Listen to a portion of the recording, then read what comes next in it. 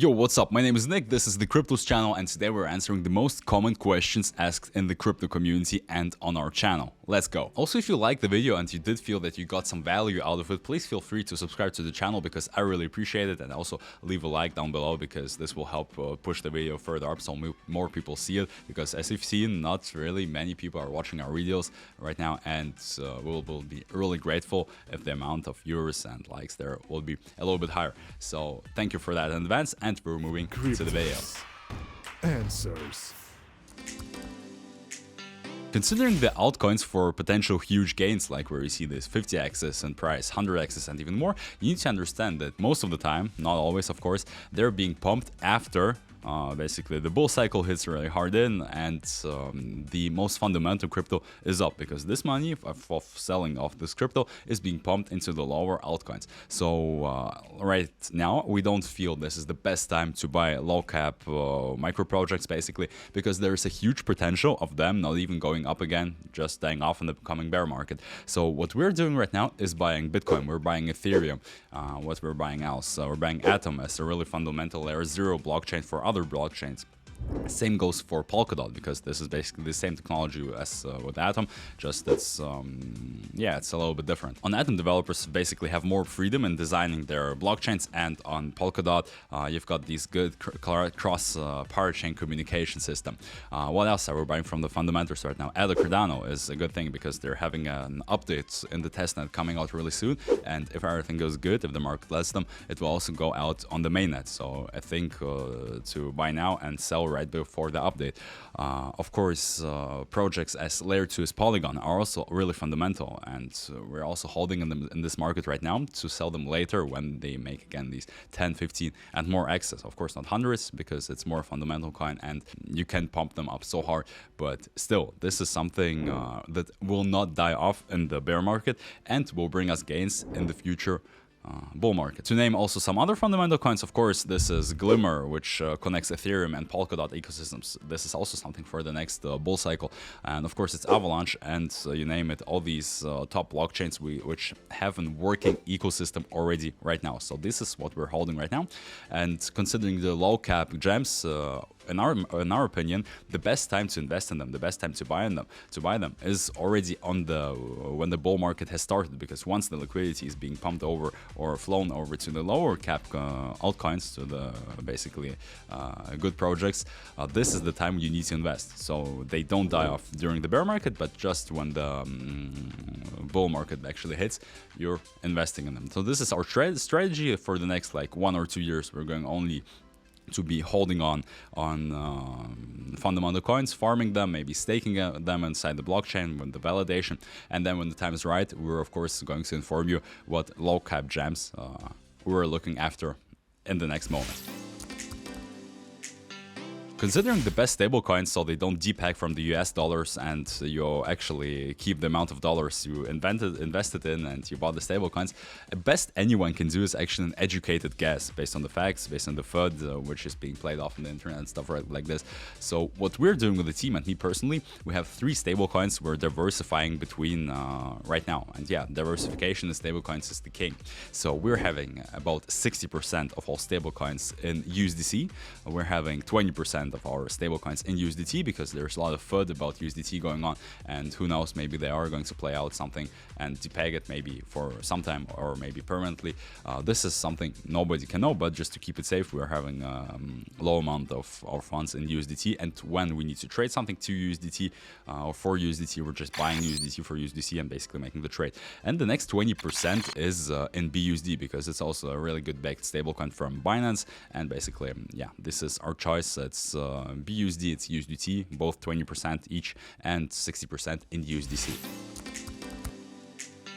For saving gas on Ethereum, there are actually a few options. First of all, if you just want to transfer Ethereum to a cold wallet or a hot wallet like MetaMask or your Ledger, for example, the best way you can do is get an account on FTX, and this is not sponsored. From there on, you can transfer Ethereum without a blockchain commission. So FTX is paying the blockchain fee for you. So you want to buy Ethereum, want to save on the fee of transferring it, but you want to keep it really on the Ethereum blockchain, not as a bridged asset, basically on Binance Smart Chain, because that's not too too secure, you go to FTX, put stablecoins there from another exchange maybe, and just withdraw Ethereum from there from free at the time of the recording of this video. So this is that simple with transfers. Though if you're already on the Ethereum blockchain, you just need to maybe send assets to somewhere or make a swap, basically anything involving gas fees.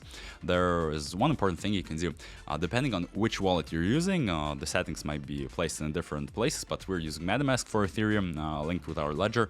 And so basically the best thing you can do out there is just adjust the gas fees if the transaction is not urgent, because of course there are gas wars going on, and if you want to buy an NFT or participate in an IDO really fast because maybe it's first come first serve, then yeah, you turn your gas fees really high up. But in the time when the transaction is not urgent, you can wait a few hours for it to complete. You can just go to gas settings in MetaMask before sending the transaction, and maybe half the gas settings, put in half the gas price or 1/3 of the gas price, and this way you will save a ton on the transaction, because yeah, just when the network activity will go down over time, and periodically it always does, so it has a spikes and lows during the day, your transaction will go through the memory pool and will be executed by the miners, because from Ethereum, because there won't be any more expensive transactions left.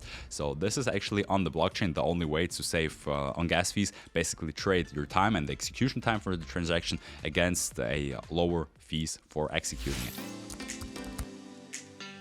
The minimal condition for starting doing crypto, I don't know where you want to store it. Is it financially or is it psychologically, so you don't basically always feel the FOMOs and don't be greedy and basically afraid, when the market is really deep down to buy any coins. Starting with financial, basically it's any sum you just have freely right now, because on any exchange the minimum amount of a trade is 10 USD, so it's $10. You can buy a coin, you can hold it for several years, especially in this market right now. So all the prices for the fundamental coins right now are really good. Maybe not locally or in the middle term, but in the end game and the high game, these prices are awesome, and many people will beg and wish that they would have bought at this price in like 3 to 4 years.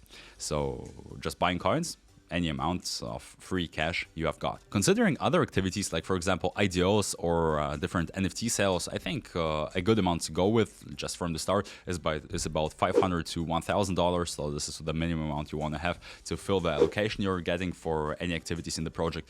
But also you can get tokens from projects for free if you're ambassador. So you just knock to different cool projects you like and you say, yo, I can be a really good community manager, or I am an awesome designer, or I just can help moderating the chats in projects that are not so famous right now, and you're becoming an ambassador. Sometimes you will get a fixed income for your help, or maybe you will be just rewarded for tokens when the project is listing, or you will just, as a head of ambassadors, get the rewards quarterly, for example, because I know a lot of projects, they're paying like $10,000 or to $50,000 quarterly to senior or head ambassadors. So that's the way you can do this. You can even enter crypto without any starting capital. Considering if you're prepared mentally, well, that's the question only you can answer yourself. There's no such thing as you're right for crypto, you're not for crypto. You just need to try it out. You see, you're making constant losses in crypto. Well, there's something about you need to change in your head and the way you're approaching crypto, or you just need to leave it in order to stop losing money. Basically, we've made a lot of videos on how to fight your FOMO, on how to be more effective in the crypto market. Basically, your thoughts is always something you can work on, and this is the great thing because nobody can control it for you. You just need to see what actions you have taken, basically what came after these actions, so what effect did they cause, and if you don't like the effect or what they caused, the actions, you can just think of how you could do this, basically same action, maybe trade, buying crypto, selling crypto better next time. So were you maybe too greedy and didn't sell the crypto right in time before it was when it was on its spike and then it fell down, so you missed on the profits? Or were you too afraid to buy it on the bottom and you were thinking like, no, Bitcoin is $20,000 right now, it will go to $2,000. Yeah, I will buy it for $2,000, but it didn't go to 2K, for example. So actually, in terms of not being afraid or greedy. Diversification is the king, and of course DCA, so basically not waiting for the best price but buying a little crypto when it fell like 70% below the all-time highs. Then if it falls even more to 80% to 90%, buying even more, basically splitting your balance and your free stablecoins over time, so over the different prices you can get into the market, and split your price, your coins, sorry, between different cryptos, and then you'll be good in the long term.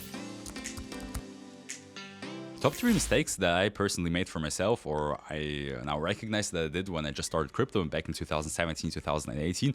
I think the first one, the most important one, I was always hoping for a few years during the bear market to get the best price for sales, and of course the lowest dip for buying crypto, which of course never happened, because not anybody on YouTube, no matter how cool they say they are, cannot predict the exact future, except they can manipulate it. And yeah, YouTubers don't do it.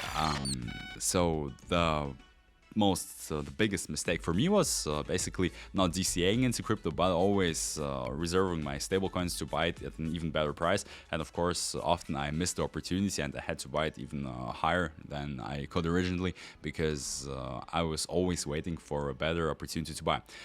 So to solve this, I already answered how to do this in the previous question, just DCA into crypto. Same for selling.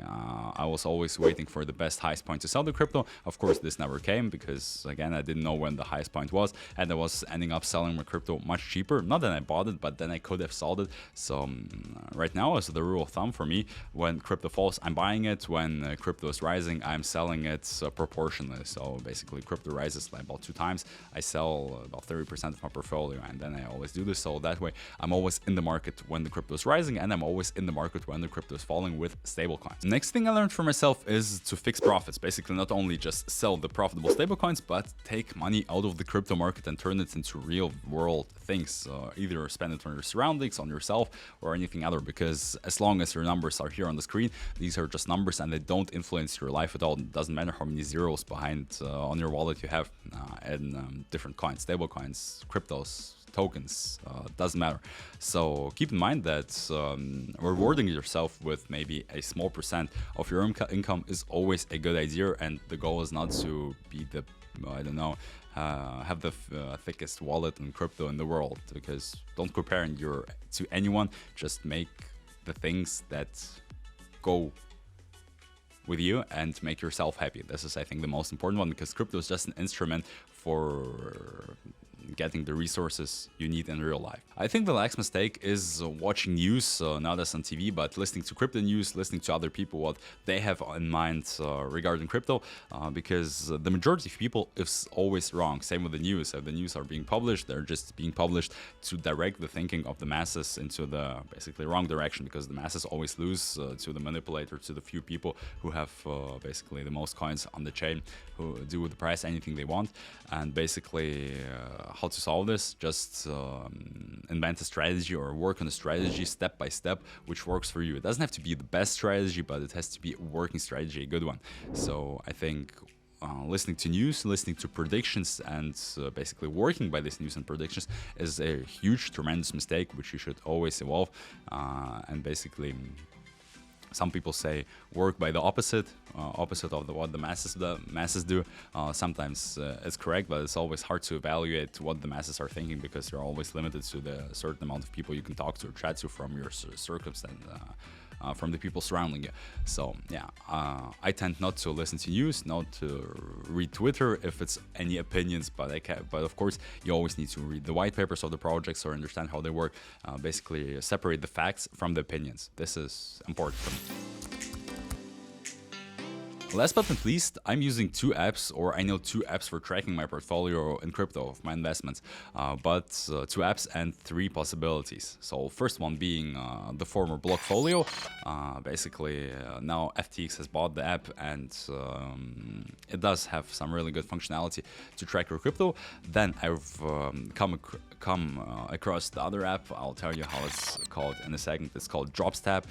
This is more convenient for me than Blockfolio, because in Dropstab you can write down the prices of crypto you bought it, you can separate the different trades. You can also choose the crypto you have paid or you have traded the crypto for. For example, if you're buying Bitcoin and you've paid USDC for it on the exchange, for example, you can just type in that you've paid USDC for this, so it will subtract the price in USDC, so don't have to always rebalance your portfolio manually. But it also comes with things I don't really like for example, you can't add your NFTs there. You can't even write the.